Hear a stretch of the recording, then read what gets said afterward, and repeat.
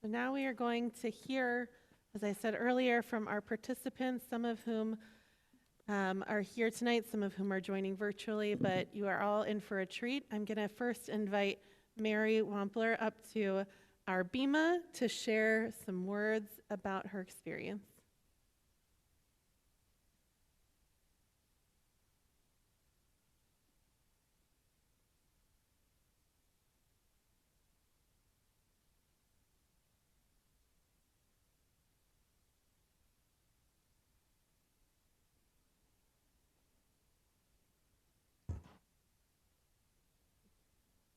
I was kind of hoping Robert would go first. Sorry. We did not discuss an order. I apologize. Well, we had an amazing trip. We were very busy the whole time. We visited we heard stories of people who had come to the country who were undocumented, the stories, the things that drove them out of their country and made them come to ours. And we walked in the desert. We had a lot of wonderful experiences, but in the beginning, we were asked why had we come on the trip. And I had said that, my daughter was really mad at me because I had come on that trip. And I thought people would kind of forget about that, but they kept bringing it up. Said, well, why was your daughter upset? And she had told me that it was a bad optics for a bunch of rich white people to show up where are some brown people having problems. And I was having a hard time convincing her that it was going to be more than that. And when we first heard from Eddie, he had come, he was one of the DACA people. He had been brought as a young kid from Mexico by his mom because of cartel violence going on close to where they lived. And after he had told his story, he said to me, tell your daughter it was important for you to be here to hear my words because that made my words important.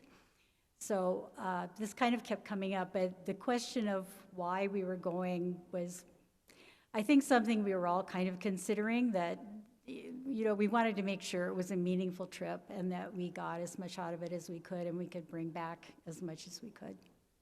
And my husband said to keep it short because he wants to be out of here by 7. So, Thank you, Mary. I appreciate your words. And yes, that really did keep circling back around that question of what does it mean to be there? And in answer to Mary's question, so many of our speakers would say, because being proximate to an issue, being in proximity to suffering, to seeing what other people are living through, is important, and it helps you understand, and with understanding, we can begin to change the world. So Mary's daughters gave us kind of a guiding question for lots of our work together. So I'm going to invite Robert to our bema to share some words that he has.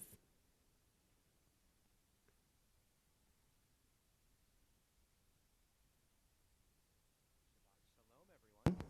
Oh, are we on? There we go. Shabbat Shalom. I wanted to share with you 3 experiences that stayed with me. I have a lot more that I could share, but while I'm probably going to make up for the time that Mary didn't take, sorry, Phil, I promise to keep it still short, brief, and what was important to me.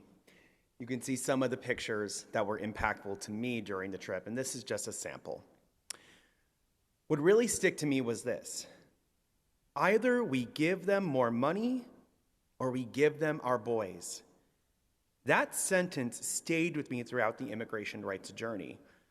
On our first day, we met with Yuri from Colombia. In 2023, she and her family traveled for over 2 months and spent thousands of dollars to reach the United States border.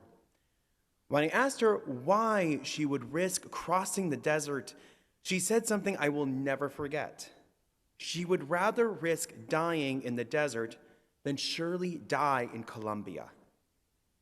Yuri and her family felt they had no choice.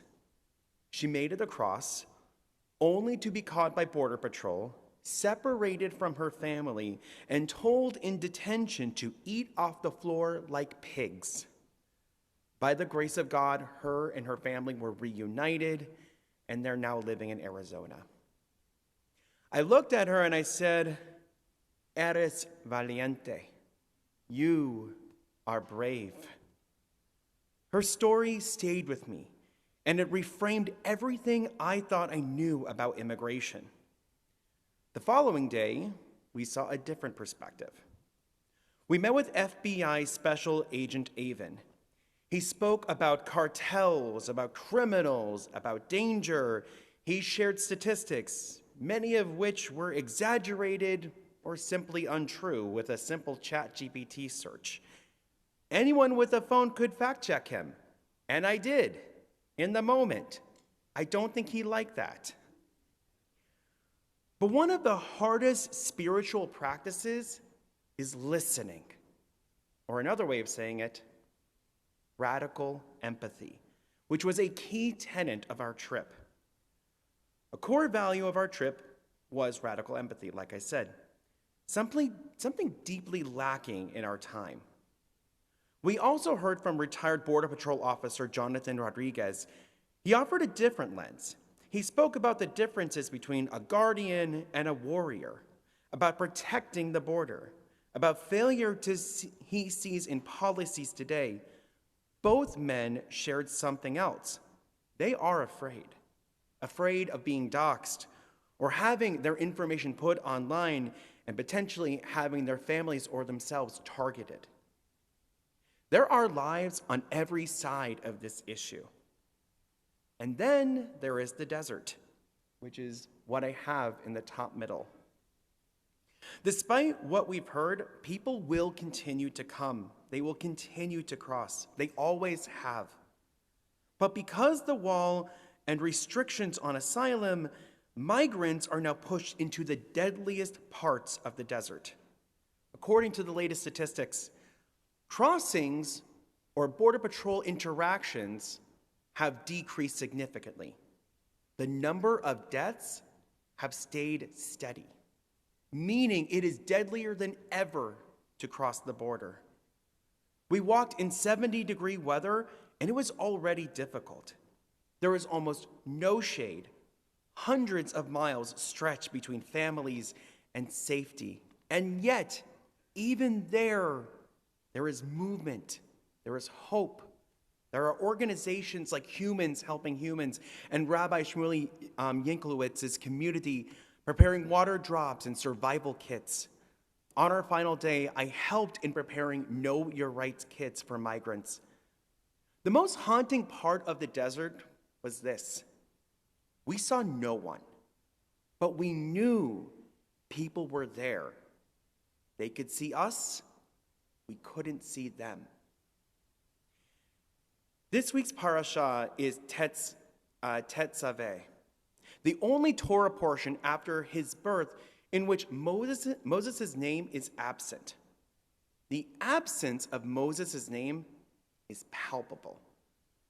To be an immigrant in America is often to be unseen. You take jobs no one wants. You pay taxes but may never collect Social Security. You'll live in the shadow so your children might one day live in the light. We went to bear witness, but bearing witness is not enough. On the last day of the trip, one key phrase stuck out to me. Tzedek, tzedek, tirdof. Justice, justice, you shall pursue. Not just empathy, not just listening, but policy, protection, and human dignity. Either we give them more money or we give them our boys. The question is not whether this is our issue. The question is, what kind of justice will we pursue? Yashar Koach. Thank you, Robert. I think that Yuri's words really spoke to a lot of us as we navigated all of the different conversations we were having, because it was so real and so personal, and she shared so vulnerably for us. So thank you for bringing that here. I'm going to read Joseph's words. He wrote, As written in Talmud Baba Batra 25b, he who desires to become wise should turn to the south, and he who desires to become rich should turn to the north. We sought truths beyond statistics or headlines. We listened to stories that challenge assumptions. We had conversations about the complexities of immigration justice. We met with recognized refugees and undocumented asylum seekers fleeing violence and needing our protection. In the book As a Jew, Sarah Hurwitz wrote, "The covenant is not a call to personal faith or obedience, but to collective action and transformation, to transformation through action and to holy separation. We were once refugees wandering in a desert searching for better lives.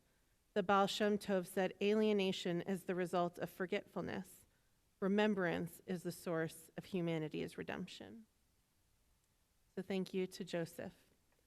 Thank you, all of you, for hearing our stories. We know there is so much more to reflect on, and we look forward to engaging our community in figuring out what it is that we have the capacity to do. The suffering is real, the challenges are real, and as we know, we don't have to finish that work. We probably won't ever be able to, but we are not free to desist from doing it either. Shabbat Shalom.